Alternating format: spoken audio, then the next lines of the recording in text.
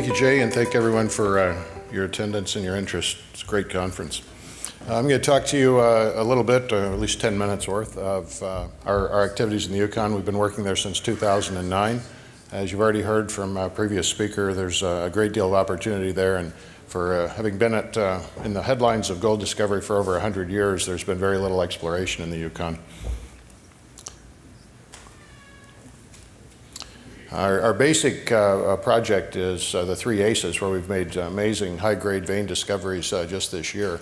However, we do have a very important asset known as Brewery Creek, which is an 850,000-ounce oxide deposit formerly in production by Viceroy. And I'll cover both of these, as well as our very strong shareholder base, which I'll get to now.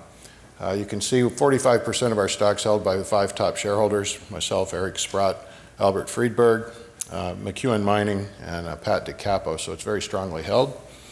And we have about 11 million if we were to pay all of our current invoices, so updating that figure slightly. And the market cap, I believe, is accurate. You can see our stock pattern over the last year or so. And in terms of leadership, I'm the executive chairman. We do have Tony Lesiak, who was brought in by one of our major investors, who's the global head of Canaccord Research, who joined our board, and as well as Stefan Spears, who joined as McEwen Mining's appointee. Also point out Dennis Fende, who's the former premier of the Yukon, longest serving premier, and built 3 mines under his leadership. In full disclosure, Janet Lee Sheriff is my wife. She's the CEO. And we have a good core elite team of geologists that have moved our projects forward. First Nations are the key to anything moving forward in Canada, especially in the Yukon. And we have, I think, a very progressive leadership position with the First Nations, and enjoy full cooperation with those that we're working with in their territory, their backyards, if you will. And quite proud of our efforts here, again, largely through Janet's work. Spent 25 years in the territory. Just a short word on Brewery Creek. As I mentioned, it was 850,000 ounces. It last operated in 2002 by Viceroy. It was the first subarctic heap leach in the world that pioneered the leaching technology in cold weather. The property closed in 2002 due to gold going below $300 and their hedges running out simultaneously. Had about 100,000 ounces. We took it over in 2009 and have since built the resource up to, as you can see, about 1.5 million total, but of the oxide, which is recoverable, about 850,000 ounces at just over a gram, which is a very good grade for a first world country. We put out a PEA about going on 2.5 years ago now that was positive. We're working on another one, which should come out sometime in the first half of 2017. Should see considerably better numbers just due to the fact that our previous effort was based on 400 and some thousand ounces. This one will be based on the full 850,000 ounces. A number of other factors are grade. The recovery factor will move up from 70 in the previous study to 80 in the current one based on our testing. And of course, the price of oil has gone down significantly, as has the Canadian dollar. So we should see considerably more robust numbers. And that should entice a joint venture partner. We have no intentions of mining it ourselves. We aren't miners, we're explorers. And to that end, I'll spend the rest of the talk on the Three Aces project, which we feel is probably one of the most exciting projects in the world, and certainly within Canada. We have a 225 square kilometer property you can see outlined in red. The bulk of the work, this property was discovered in 2009. Our predecessor, Northern Tiger, did some work in 2010 through 2012. One of their major accomplishments was doing a 35 square kilometer soil sampling on 50-meter spacings and developing a large number of anomalies shown here in blue.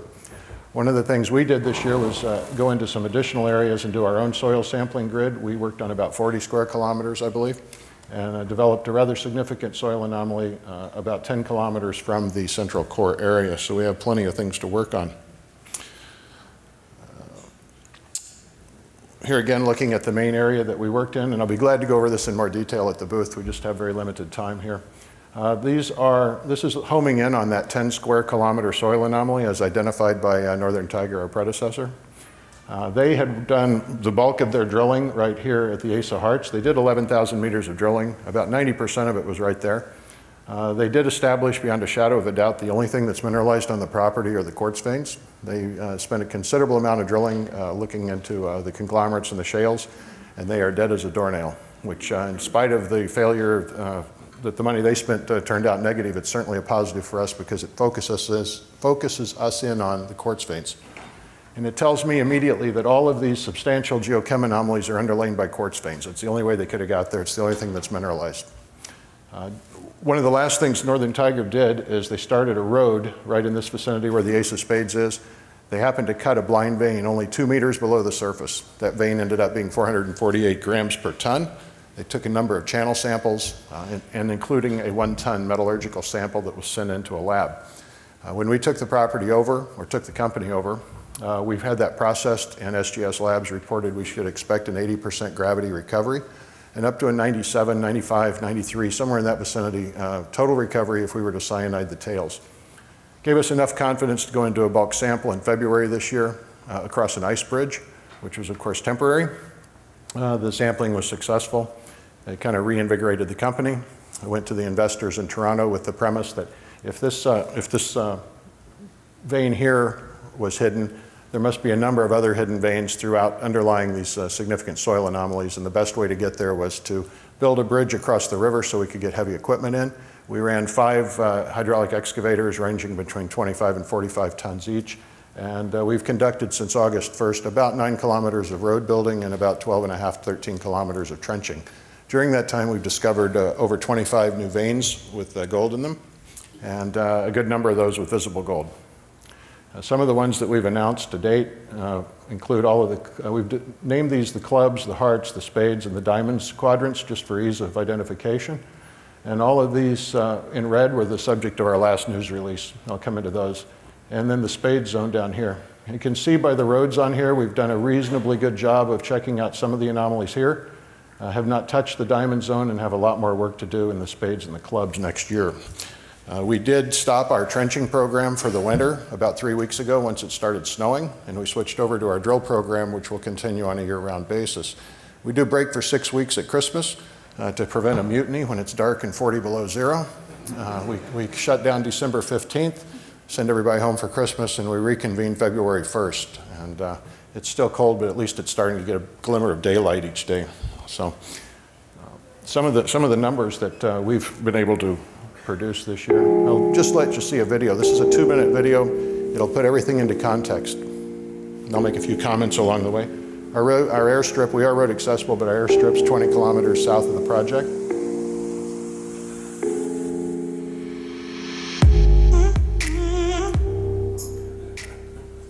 What? Just keep going. Okay. This is the bridge you saw, what was going to be put into production before. This is where it went. It's in now, has been in for some time, obviously, as we got the trenching and road building completed.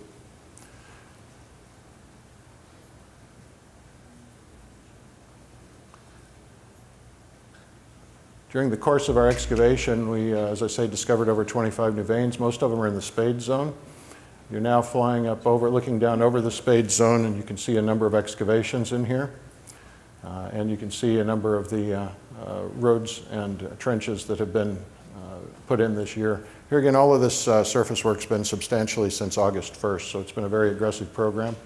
Here's the site of the bulk sampling, right at the Ace of Spades last winter. We now have mineralization for over 800 meters, ranging from above the Queen of Spades, down below, through the Ace, the Jack, and down into the 3 of Spades, across about a 200 and some meter width. The continuity of which we're establishing now with the drilling program.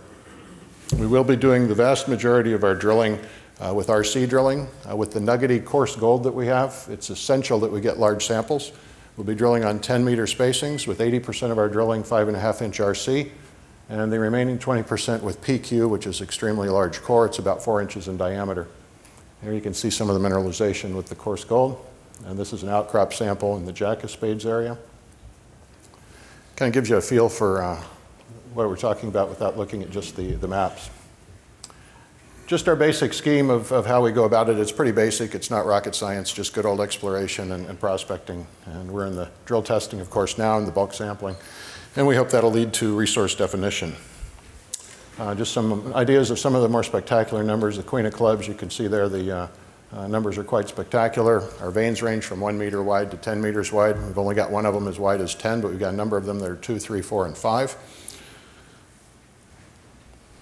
And here again, you can see some of our early drilling on Ace of Spades when we still had the ice bridge last year. We put out 11 meters of 30 grams.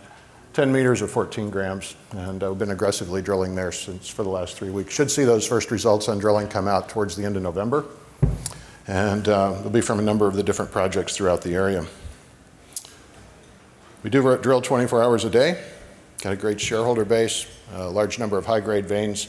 We think we have a world-class district opportunity here. Now it's up to us to prove it out, and I hope you'll join us along that trip. Thank you.